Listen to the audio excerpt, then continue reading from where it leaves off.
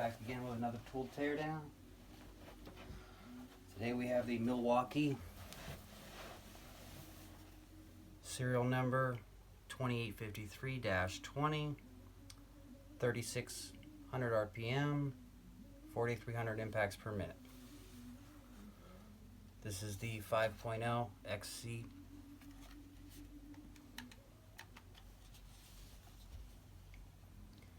Top of the casement we have polycarbonate plus ABS plastic. Resin fiber 40%.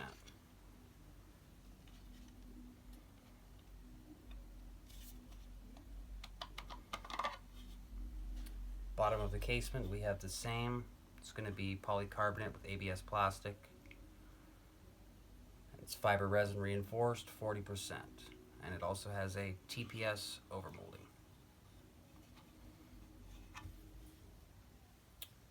On our PCB board we have, looks like 2 MOSFETs, a charge controller, thermal protection, 4 LEDs, tactile switch,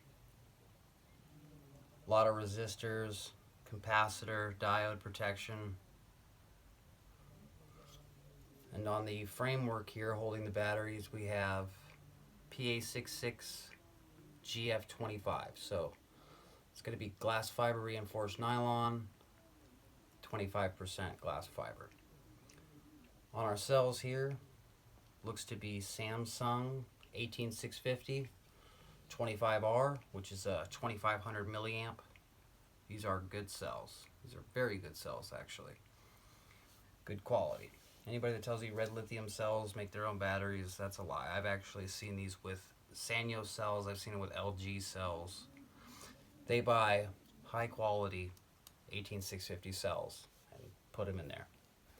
You will find different M18 batteries with different 18650 cells. No, Milwaukee does not make their own batteries. They make this PCB board. And of course your framework here, and of course how it responds with the tool, with the chargers, so forth. They don't make the actual batteries themselves. Okay, now for our tool. I'm going to imagine that this is not polycarbonate. I do believe that this is going to be a PA66 glass fiber reinforced nylon, but we will see. Pull that back.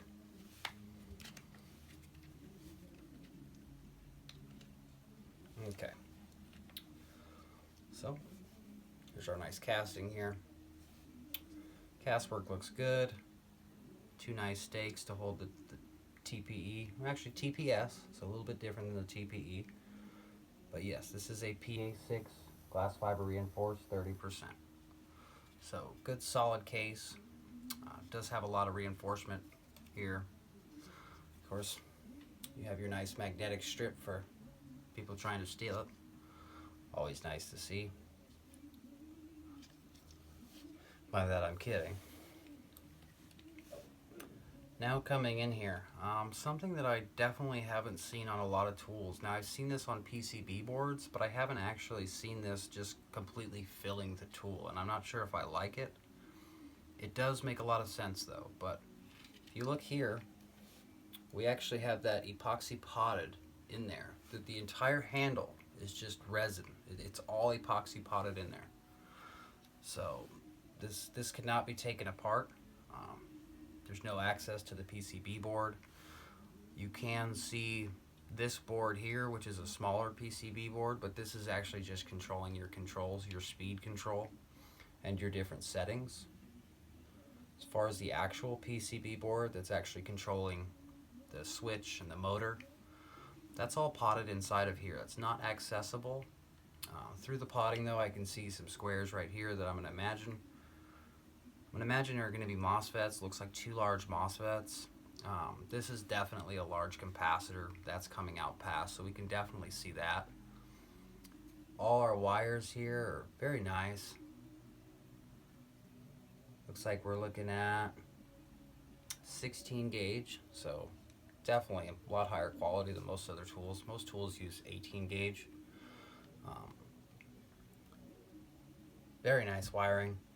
The only thing I don't like here is we do have some some flex pin style wires, and those, I mean, they tend to be very easy to break.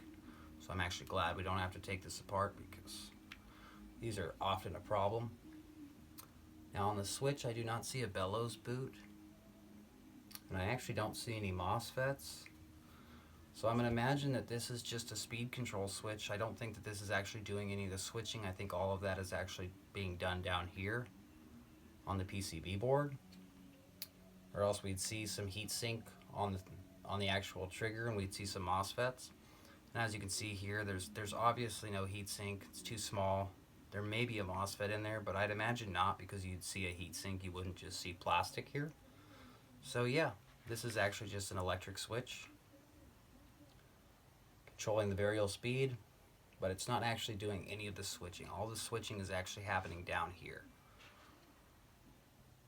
So we have our single LED light coming up here. Basic design. Very nice. I mean, I don't see anything cheesy on this device at all. We're going to go ahead and remove the armature.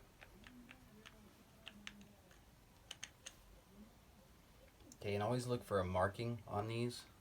If there is any, remember the position right here. You see that white mark? Go ahead and try to remember that that's facing down, because some of these are actually, the way the brushless motor is set up, the computer needs to know exactly where it is, the armature is. And some of them actually can't, they won't run correctly if you put them in the wrong. Now I don't believe these are like that, but since we do have a white marker, we are going to go ahead and keep that in place. On some of them it does matter, most of them it doesn't, but that's going to depend on the Hall effect sensors and here, and how exactly it's set up. But as we can see here, we do have nice thick copper wire. Nothing wrong with this motor. Nice armature. I don't like the fan though. If you look at the fan, the blades are very thin. I feel they could have done much better. But for the size of this motor, I mean, it's absolutely amazing that you can get 2,000 inch-pounds out of a motor that is about 2 inches long and only about 4 inches wide. That is absolutely incredible. Now I believe behind here we're just going to have a bearing,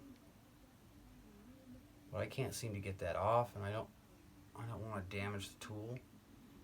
So we're just going to go ahead and leave that there, but assume that there is a bearing behind here.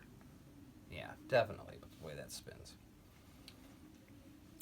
So once again, like I said, we're not going to be able to take out the switch and look at the PCB board because that is all potted in there. But I do want to take this apart a little further. I definitely want to see the gearbox, the hammering mechanism.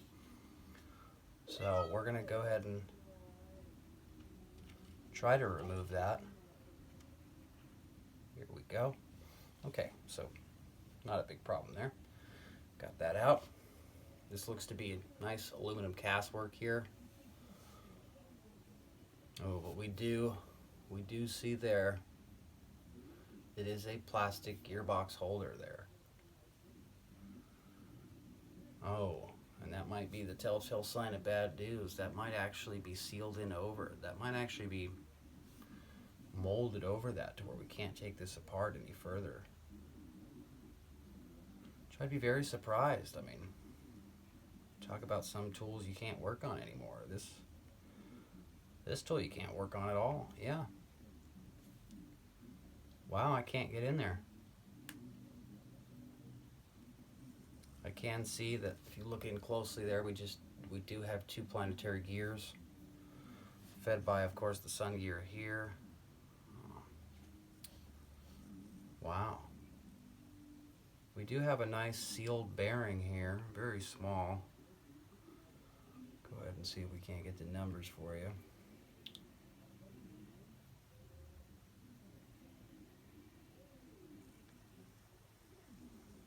Boy, that's an unmarked bearing. You don't see that every day. Yeah, this is an unmarked bearing. Very small bearing though.